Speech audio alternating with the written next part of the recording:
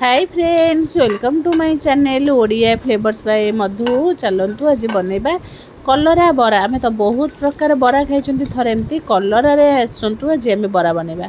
Fast आम 5-6टा कलरा नहीं ता सहित 4-5टा कंचा लंका, गोटे पियाज, 2टा टमाटो आउ धनिया पत्र आम नहीं। एबे कौन करबा, आम नहीं कलरा। कलरा को फास्ट आगे कौन करबा, छुरी रे तार आग पछ को भल भाव काटि नबा। जेतबले आम कलरा बरा बनाउछंती सब बळे चेष्टा करबा कसी कलरा नबा पई। कसी कलरा नेले हमर बराटा खाइबा को बहुत बढ़िया लागबो। जदि पाकळ हेइथबो मंजी को आम काढी दबा। एमती कलरा को आम दुई फाळ कर देले, फाळ करिकि ताको कोन करबा एमती छोट छोट करिकि काटि नबा। एमती छोट छोट करिकि काटि देले आकु चॉपर रे भल भाबे आकु आम दरदरा करिकि ग्राइंड करि परिबा। जदि चॉपर नाही ताले टिके आम ग्राइंडर रे आकु टिके आकु खाली दरदरा करिकि बाटी परिबा। ए भली भाबे आम कलरा को छोट छोट पीस कर देले, पीस करिकि ताकू कोन करबा, कलरा रे ते मंजी हेनी, जदि मंजी थिबो ताले काट देबा। आकु एमती आम चॉपर साइज रे भल भाबे चॉप कर नबा। देखंतु ए भली भाबे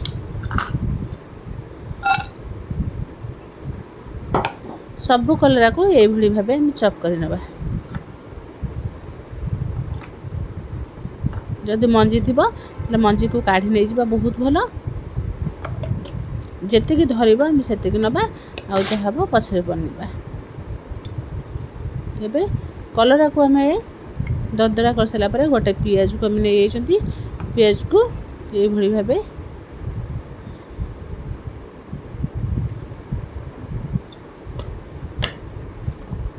पियाज को भी ये भली भाबे हम चॉप कर नै गले। पियाज को पके देले। एबे ता संगरे हम कोन करबा,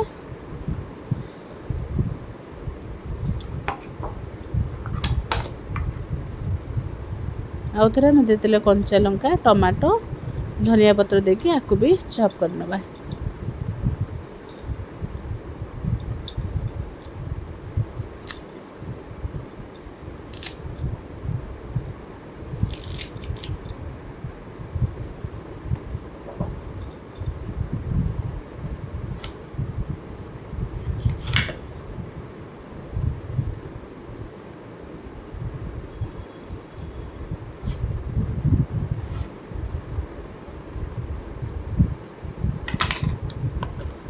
एबे टमाटो को भी भल भाबे सब मिसे के एमती ददरा कर चॉप कर दे देले। सब हमर बढ़िया भाबे हे गेला। आको कोन करबा, कलर सहित भल भाबे मिसे देबा।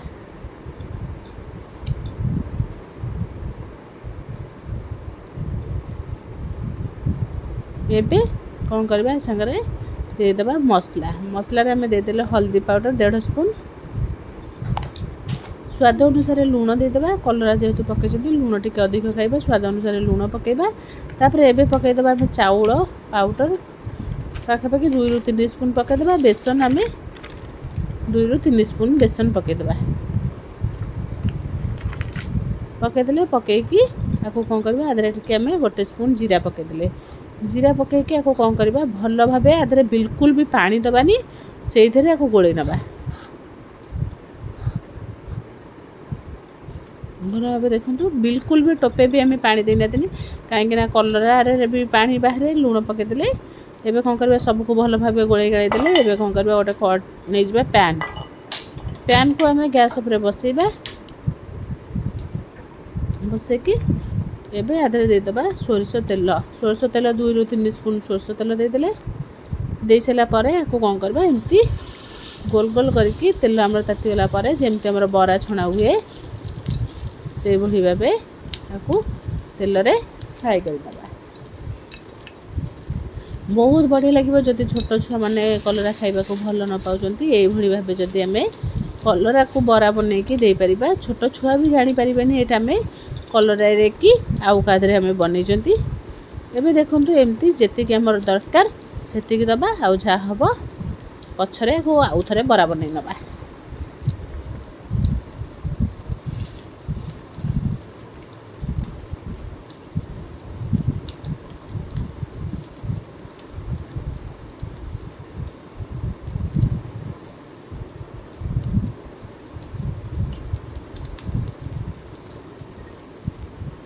एमती सब देकी भल भाव साइज करनबा जेमती सुंदर देखा आपको एमती 5 मिनिट छाड़ीदे टे मीडियम रे रखिकी गोटे पट आम फ्राए होगा आर पट को ओल्टे नवा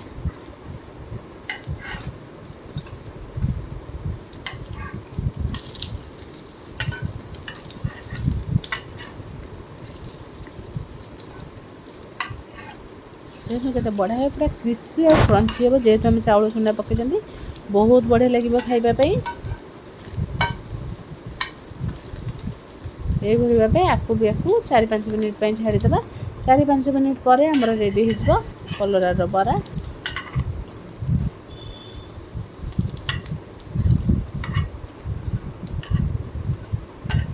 देखो केते बढ़िया देखा एबे आपको गोटे प्लेट को काढ़ी नबा